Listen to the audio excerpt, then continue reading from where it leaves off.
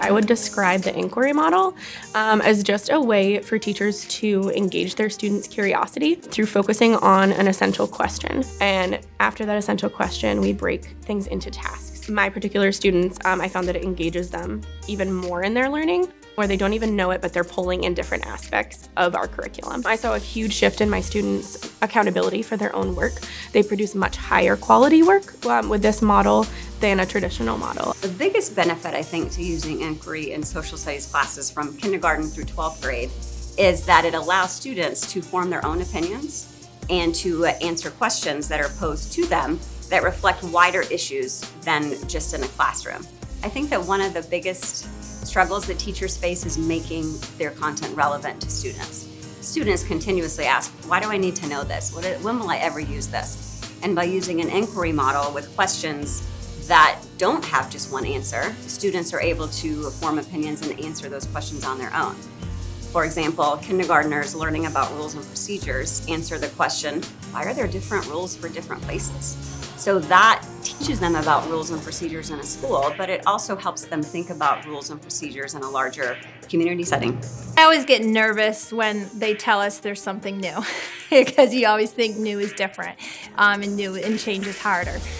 But for me, I thought it was just so much easier because the questions were engaging, and just having the questions be so relevant to the kids' lives and they want to find that answer, that it makes it less work.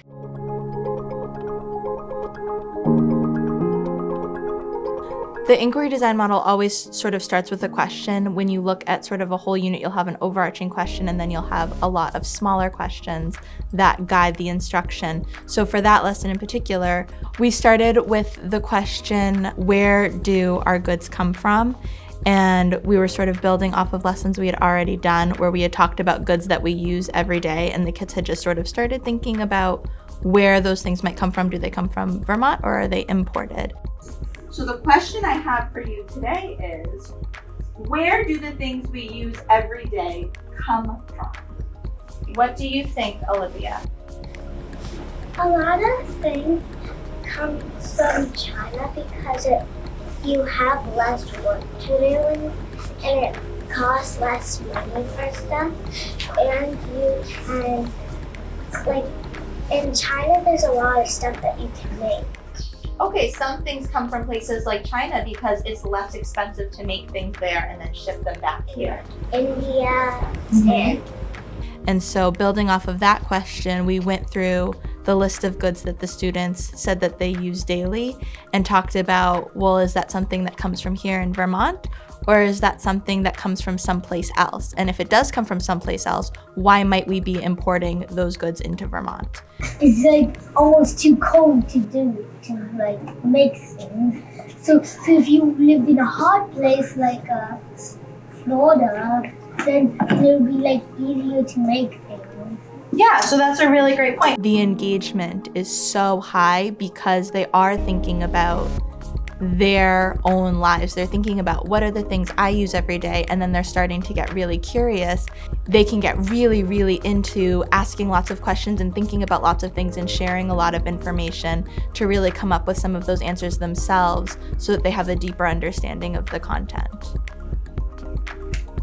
Let's think about what things are made here, what things are imported, which means they come from someplace else, and what things could be made here or could be imported, right? So what are we thinking?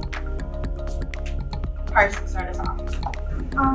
Apples. Apples, made here, imported, or both? Made here. Made here. So once we sort of made a chart together thinking about where goods come from, are there goods that can be local or imported, then the kids had an opportunity to go ahead and do an activity where they were able to sort some goods for themselves. And so that's really a lot of what the inquiry design model is about, is where we're getting a question and there's a lot of discussion and activities where the kids are really thinking about how to answer that question on their own rather than a teacher giving them the answers. I often have to kind of either tamper the conversation or the lesson just goes over and I just have to kind of continue it another day because sometimes they have such good things to say it's hard to stop. But that's kind of the dream, is when you have the kids so engaged that they don't want to stop learning. They're sad when they have to go to recess.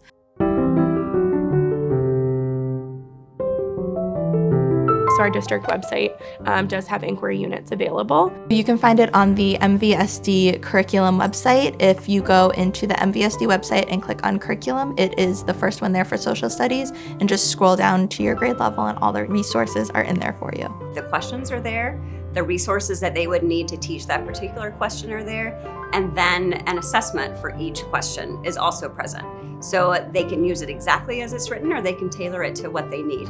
For helping questions, you can reach out to your school representative. In every building, there is a representative that is more than willing to sit down and help you work with this. My name is Sierra Victor. I am a second grade teacher here at Swanton Elementary School. My name is Autumn Blaze, and I teach 4th grade at Highgate Elementary. My name is Carrie Toof, and I'm a second grade teacher at Franklin Central School. My name is Julie Curtis. I work at MVU. I'm an instructional coach and a lifelong social studies teacher. I'm willing to go to any elementary school and help people because I love social studies.